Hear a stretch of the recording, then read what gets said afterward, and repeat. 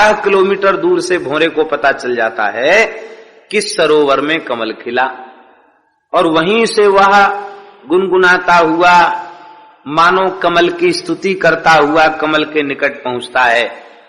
कमल की कर्णिका के मध्य विराजमान होकर के पराग को ग्रहण करता है, सुगंध को ग्रहण करता है, मस्त हो जाता पराग रस पीते पीते।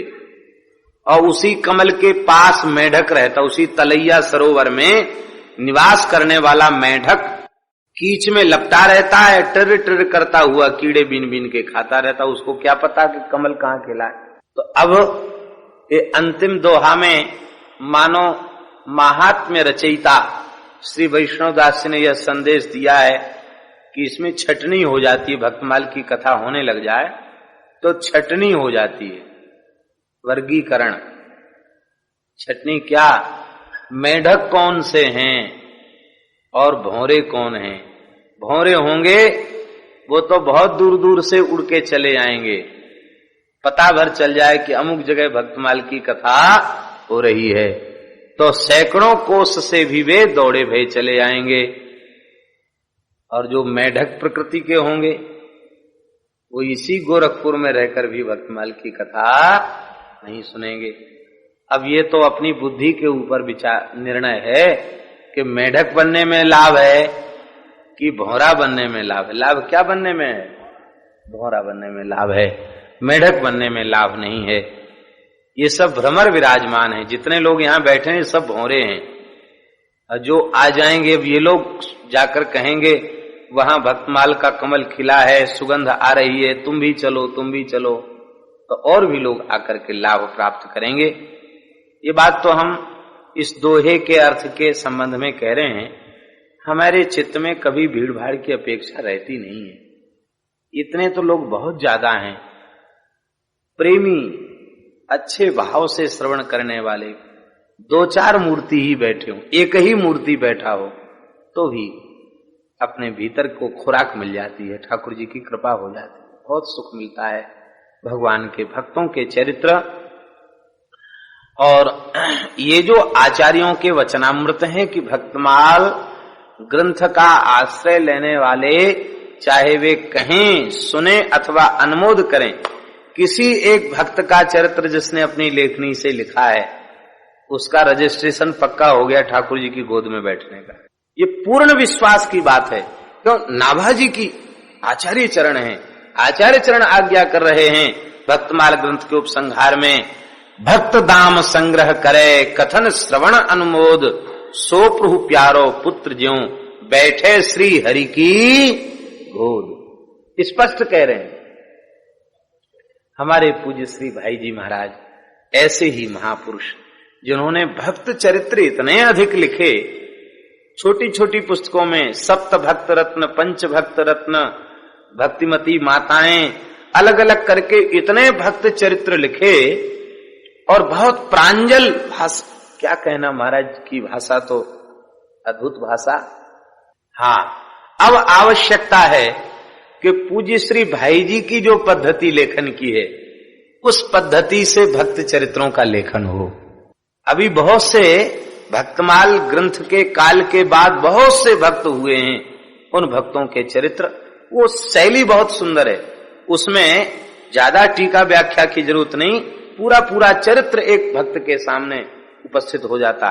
ज्यादा से ज्यादा कुछ लिखने की बात है तो उसके पहले एक छप्पे, छंद यदि कोई रचना की बात है तो छप्पे में उसको बांध दिया जाए और नीचे पूरा चरित्र हो, जन्म से लेके विशिष्ट घटना, बस इतना।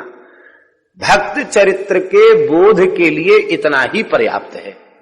श्री ठाकुर जी ने, पूज्य बाबू जी ने कृपा करके श्री बंका भैया जी को अवसर दिया है। ये भी श्री ठाकुर जी के बहुत कृपा भाजन है। इनका भी ये तो वैसे भी प्राप्त ही है, पर पक्का ही है कि श्री ठाकुर जी की गोद के ही अधिकार, क्योंकि इन महापुरुषों के चरित्रों को, पूज्य बाबा के, पूज्य बाबू जी के चरित्रों को जो उन्होंने लिखा है, ये श्री ठाकुर जी की कृपा है। पूज्य बाबा महाराज स्वस्थ और दीर्घायु करें ऐसे महापुरुषों। हरिश शरणम। इससे प्रेरणा भी लेनी चाहिए। अभी के भक्त चरित्र उनको चुनने में इस समय के भी एक महान संत जिनकी गीता वाटिका के ऊपर विशेष कृपा करुणा रही है, परम श्रद्धेय पूज्यपाद सहज सरल विनम्रता की साक्षात मूर्ति सिया अनुजनेह निधि पूज्य श्री नारायण दास जी भक्तमाली जी महाराज, उनकी बड़ी कृपा रही है गीता वाटिका के ऊपर। और बहुत भक्त चरित्र उन्होंने भक्त भगवंत गुण कीर्तन के रूप में बहुत सुंदर सुंदर भक्त चरित्रों का लेखन किया है। नाटक शैली में भी लेखन किया है। तुलसीदास जी का नाटक लिखा, कबीरदास जी का नाटक लिखा, चंद्रहास जी का नाटक लिखा, तमाम नाटक भी उन्होंने लिखे। संत लोग जो है ना एक मार्ग प्रदान करते हैं, ये पद्धति है, इस पद्धति पर चल करके वह कार्य आगे बढ़ना चाहिए, उससे जीवों को बहुत लाभ है। ये कई लोगों का अनुभव है, भक्त चरित्रों के कथन श्रवण से लोगों को विशेष लाभ होता है। उसका कारण यह है कि हरेक साधक के चित्त के अनुरूप, उसके भाव के अनुरूप, उसके विचारों के अनुरूप कोई न कोई संत का चरित्र जब उसे प्राप्त हो जाता है और उसी चरित्र को वह अपने जीवन का आदर्श चरित्र मानकर जब साधन करने लग जाता है तो लक्ष्य की प्राप्ति में फिर तनिक भी संदेह नहीं रह जाता। इसलिए भक्तमाल की कथा कहने सुनने में साधक जगत को विशेष लाभ प्राप्त होता है। और इसीलिए कहा गया बिना भक्तमाल भक्ति रूप अति दूर है। बिना भागवतों के चरित्रों का आश्रय लिए बिना भक्ति का स्वरूप दूर नहीं, अतिशय दूर है। बिना भक्तमाल भक्ति रूप अति दूर है। हमारे पूज्य श्री पंडित श्री भक्तमाली जी महाराज, ताड़वाली कुंज वाले महाराज जी, तो उनकी कथा हो रही थी प्रुदत्त ब्रह्मचारी जी में। अपने राम भी सुनने जाते थे। सुदामा कुटी में तो यदा कदा उनकी कथा होती रहती थी, पर ये आपके प्रुदत्त ब्रह्मचारी जी में आखिरी कथा।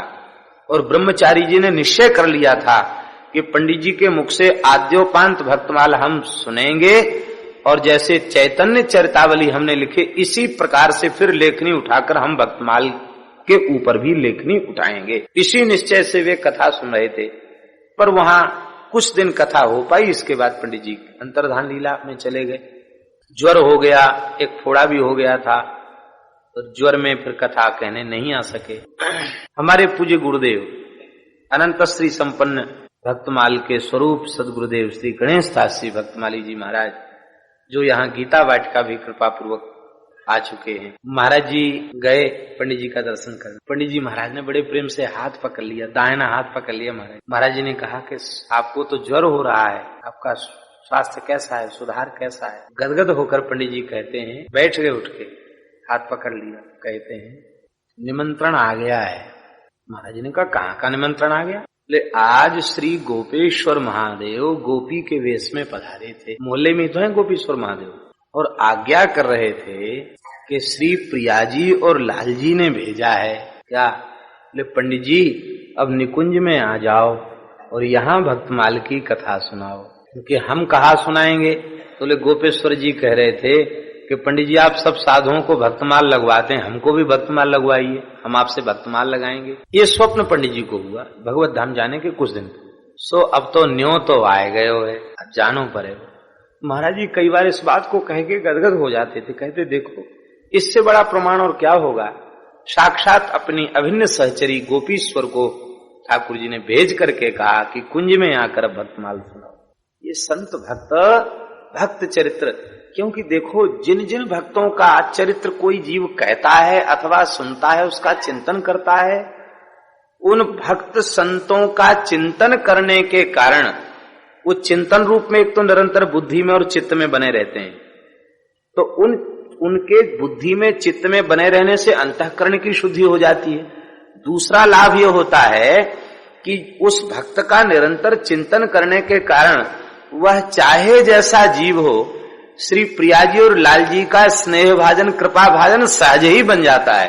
अरे मेरे प्राण प्यारे भक्त को इतने समय तक अपने चित्त में इसने बसा कर रखा है, स्नेह भाजन बन जाता है, कृपा भाजन बन जाता है। तो भक्त और भगवंत दोनों की कृपा करुणा उसे प्राप्त हो जाती है। इसलिए भक्त चरित्र का लेखन अवश्य होना चाहिए। तो पीपा जी का चरित्र अतिभक्ति का चरित्र है, और उस अतिभक्ति के चरित्र में भी श्री सीता सहचरी जी का चरित्र कई जगहों पर पीपा जी के चरित्र से भी आगे बढ़ गया है। ऐसा श्री सीता सहचरी जी का चरित्र दिखाई पड़ता है। हमको सौभाग्य तो नहीं हुआ है पूज्य मैया जी के दर्शन का और बाबू जी के दर्शन का, लेकिन हृदय में ये बात कई बार आती है, सुन करके भी, चरित्र को देख करके भी और भगवत कृपा से भी कई बार यह बात आती है कि इस युग में भाव राज्य, रस राज्य, भक्ति राज्य की चरम सीमा तक पहुंचने वाले महान रस सिद्ध संत पूज्य श्री भाई जी महाराज, कौन ऐसा है जो उनकी भक्ति को न जाने, जहां जिन्हें अपनी कृपा करुणा का भाजन साक्षात देवर्षि नारद जी ने और श्री अंगिरा जी ने स्वीकार किया हो।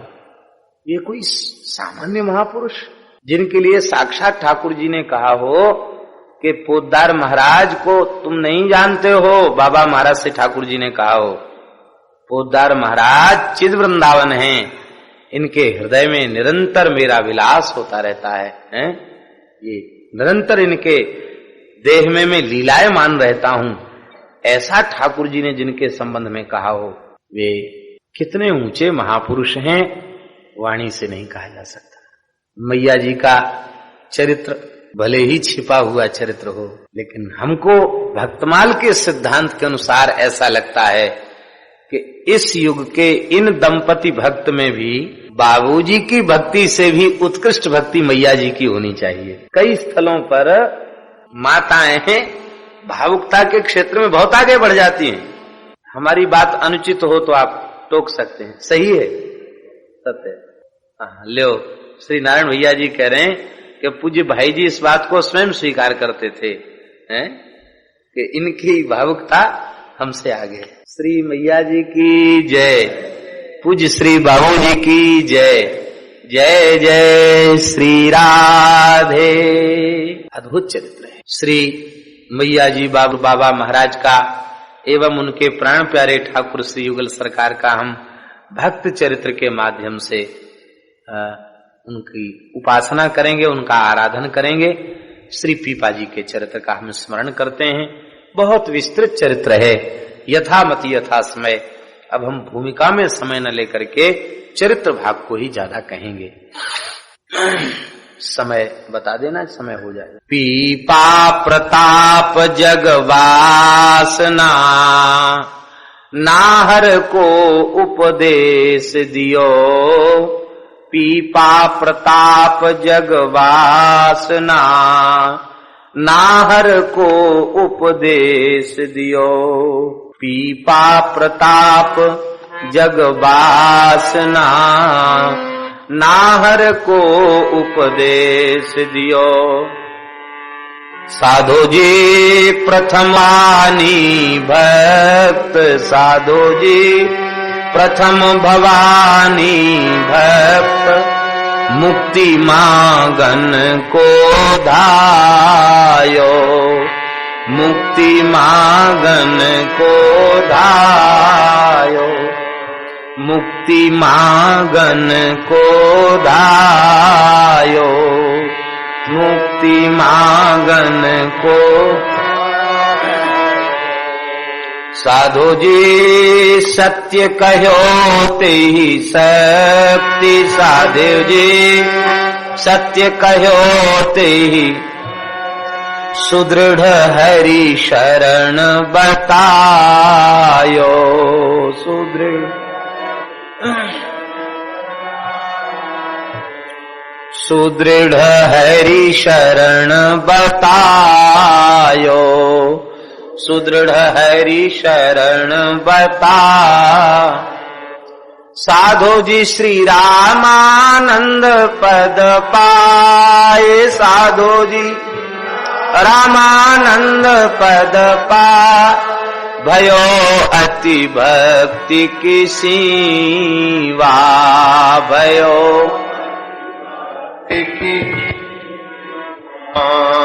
साधु जी गुण असंख्य निर्मोल। साधु जी गुण असंख्य निर्मोल। संत धरि राखत ग्रीवा, संत धरि राखत ग्रीवा। परसि प्रणाली सरस भई, सकल विश्व मंगल कियो। परसि प्रणाली सरस भई, सकल विश्व मंगल कियो। पीपा प्रताप जगवासना, नाहर को उपदेश दियो। पीपा प्रताप जगवासना, नाहर को उपदेश दियो। पीपा प्रताप जगवासना, नाहर को उपदेश दियो। रघुवासना, नाहर को उपदेश दियो। बोलो श्री पीपाजी महाराज की जय। जगत गुरु भगवान स्वामी श्री रामानंदाचार्य जी के प्रधान 12 शिष्यों में श्री पीपाजी महाराज का भी नाम आता है। 12 शिष्य 12 महाभागवतों के ही स्वरूप कहे जाते हैं, अंशावतार कहे जाते हैं, ऐसे प्रमाण प्रसिद्ध हैं। श्री ब्रह्मा जी महाराज श्री अनंतानंदाचार्य जी के रूप से प्रकट हुए। श्री शंकर जी महाराज शंकर भगवान सुखानंदाचार्य जी के रूप से प्रकट हुए। श्री नारद जी महाराज सुरसुरानंदाचार्य जी के रूप से प्रकट हुए। श्री जनक जी महाराज भावानंदाचार्य जी के रूप से प्रकट हुए। श्री कपिल भगवान योगानंदाचार्य जी के रूप से प्रकट हुए। श्री प्रहलाद जी कबीर जी के रूप से प्रकट हुए। साक्षात श्री धर्मराज भक्त रैदास जी के रूप से प्रकट हुए। पितामह भीष्म जी वे सेन भक्त के रूप में प्रकट हुए, सेनानायक। और श्री बली जी महाराज महाभागवत श्री धन्ना जी के रूप से प्रकट हुए, आत्मसमर्पण भक्ति के आचार्य श्री बली जी महाराज। इसी प्रकार से श्री मनु जी महाराज श्री पीपा जी के रूप से प्रकट हुए। मनु और शत्रुपा का ही अवतार श्री पीपा प्रताप राय जी और सीता सहचरी जी।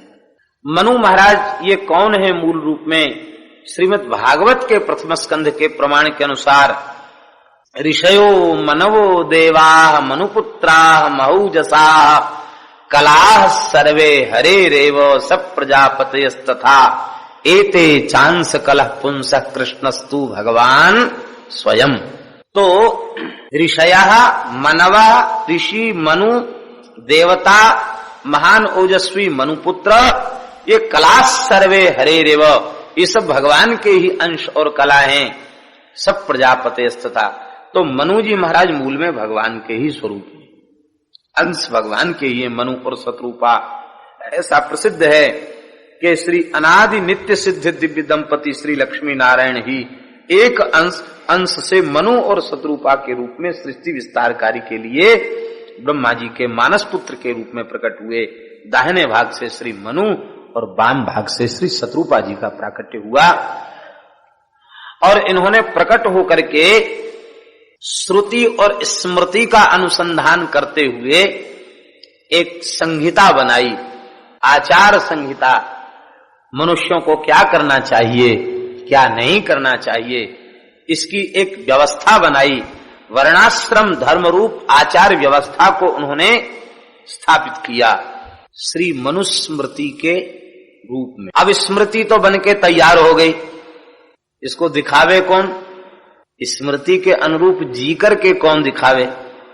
मनु जी महाराज ने कहा ग्रंथ तो भगवान की आज्ञा से हमने बनाया, पर हमारे बनाई गई व्यवस्था को अपने चरित्र के रूप में कोई आत्मसात करे, ऐसा कोई दिखाई नहीं पड़ रहा है। धर्म के एक एक अंग को तो जी करके चरितार्थ करने वाले महापुरुष दिखाई पड़ रहे हैं। लेकिन देखिए ये बात बिल्कुल स्पष्ट है, संपूर्ण धर्म ईश्वर के अतिरिक्त और कहीं भी अभिव्यक्त नहीं हो सकता। ये सिद्धांत है, संपूर्ण धर्म भगवान के अतिरिक्त और कहीं भी अभिव्यक्त नहीं हो सकता। धर्म का एक एक अंग एक एक महापुरुषों में प्रकट होता है। जैसे धर्म का एक अंग है सत्य, वह प्रकट हुआ हरिश्चंद्र के रूप में। धर्म का एक अंग है दया, वह प्रकट हुआ रंतिदेव के रूप में। धर्म का अंग है शरणागत की रक्षा, आर्त की रक्षा, वो शिवी के द्वारा प्रकट हुआ। धर्म का एक अंग है दान, वह दधीची के द्वारा प्रकट हुआ। कहने का तात्पर्य धर्म के एक एक अंग एक एक महापुरुषों के द्वारा प्रकट हुए, लेकिन धर्म के सर्वांगीण स्वरूप का कोई साक्षात्कार करना चाहे वो किसके चरित्र से प्रकट होगा? वो श्री राम चरित्र से, श्री कृष्ण चरित्र से प्रकट होता। धर्म का समुदित स्वरूप, धर्म का सर्वांगीण स्वरूप, धर्म का परिपूर्ण स्वरूप राम कृष्ण के चरित्रों के माध्यम से ही प्रकट होता है। इसलिए श्री रामो विग्रहवान धर्म, वाल्मीकि रामायण में रामो विग्रहवान धर्म, राम जी मूर्तिमान धर्म है। दूसरा कोई कहे तो कहे, मारीच कह रहा है रामो विग्रहवान धर्म। विरोधी धार्मिकता स्वीकार करे तो न सच्ची धार्मिकता। हमारे महाराज जी कहते थे कि प्रबल विरोधी यदि हृदय से स्वीकार कर ले किसी के भी सामने, अरे भाई यद्यपि उनको देख के हमारी छाती जलती है, पर है महात्मा तो वो सच्चे अर्थों में माना जाए। इसी प्रकार से महाराज जी कहते थे कोई असती कुलटा स्वीकार कर ले, अरे भाई हैं सदाचारी, तो बोले 1000 पंडितों की बात नहीं मानी जाएगी, उसकी बात मानी जाएगी। हनुमान जी सदाचारी हैं, ये इसलिए प्रमाणित हुआ कि सुरसा और लंकिनी सबने उनको स्वीकार कर लिया, इसलिए हनुमान जी की सदाचारिता उत्कृष्ट रूप में प्रमाणित है। तो जो विरोधी हो वो स्वीकार कर ले, इसी में महिमा है। राम जी विग्रहवान। तो मनु जी महाराज ने सब कुछ त्याग करके हो न विषय विराग, भवन बसत भा चौथपन, हृदय बहुत दुख लाग, जन्म गयो हरि भगत बिन, बरबस राज सुतहि नृप दीन्हा, नारी समेत गवन बन कीना, 12 अक्षर मंत्र पुनी, जपहि सहित अनुराग, वासुदेव पद पंकुरुह, दंपति मन अति लाग, विधि हरिहर तप देखी अपारा, मनु समीप आए बहुबारा। कठोर तपस्या की विधि हरिहर अपार तप को देखकर कई बार आए, पर ऐसे दृढ़ हैं कि वे डुलाने से भी नहीं डुलते हैं। अंत में चले गए। तब अनादि नित्य सिद्ध दिव्य दंपति श्री सीताराम जी महाराज, वे उनकी कृपा करुणा वही वाणी प्रकट भई। मृतक जियावनी गिरा सुहाई, श्रवण रंध्र हुई उर जब आई, हृष्ट पुष्ट तनु भये सुहाए, मानहु अवहीं भवन ते आए। घर में बेटा बेटी छोड़ के गए थे, बेटा का वरदान मांगने की क्या जरूरत थी? प्रिय व्रत उत्तान पात सरीखे पुत्र हों, ध्रुव जी जैसे पोता हों, घर में क्या कमी? आकुति देवहूति प्रसूति जैसी पुत्री हो, देवता के रूप में साक्षात कपिल भगवान हो, यज्ञ नारायण भगवान हो, दत्तात्रेय भगवान हो देवते के रूप में। कितने भगवान तो उनके देवता हैं, फिर क्या जरूरत थी भगवान को पुत्र रूप से मांगने की? अरे भाई, उसका मूल कारण यही था। मनु जी महाराज कह रहे थे, प्रभु आपकी आज्ञा से हमने संहिता तो बना दी, फिर संहिता का अभिनय करके कौन दिखाएगा? आपको छोड़कर इसका अभिनय कोई दूसरा कर नहीं सकता, इसलिए अब आपको बेटा बन के आना पड़ेगा। बोले हम अभिनय करने आएंगे, लेकिन हमारा अभिनय बिगड़ रहा है ये बताएगा कौन? आपको पिताजी बन के आना पड़ेगा। भाई जिसने नाटक लिखा हो उसको नाटक के मंचन के समय उपस्थित रहना जरूरी है, वो संहार करेगा ना। बस यही जो संकल्प था, इसके लिए श्री मनु महाराज वे श्री दशरथ जी के रूप में प्रकट हुए।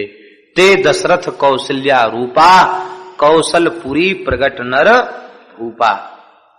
तो उस अवतार में श्री राम जी के प्रति जो रागात्मिका भक्ति है, रागानुगा भक्ति है, उस भक्ति के द्वारा श्री दशरथ जी और कौशल्या जी ने अतिशय प्रीति की चरम सीमा पर पहुंच गए।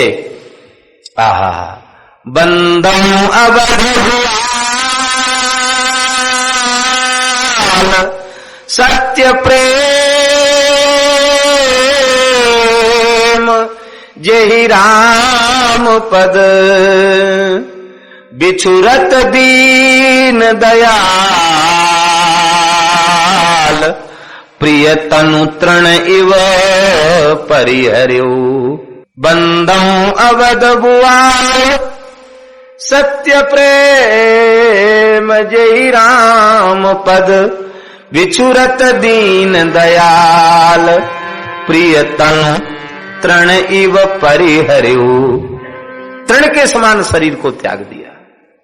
हमारे श्री महाराज जी कहते थे, गुरुदेव रत्नमाली जी महाराज बोले कि जब भरत जी राम जी को मनाने जा रहे थे ना, तो सब जा रहे थे, पशु पक्षी भी पीछे से चल पड़े, पक्षी भी चल पड़े।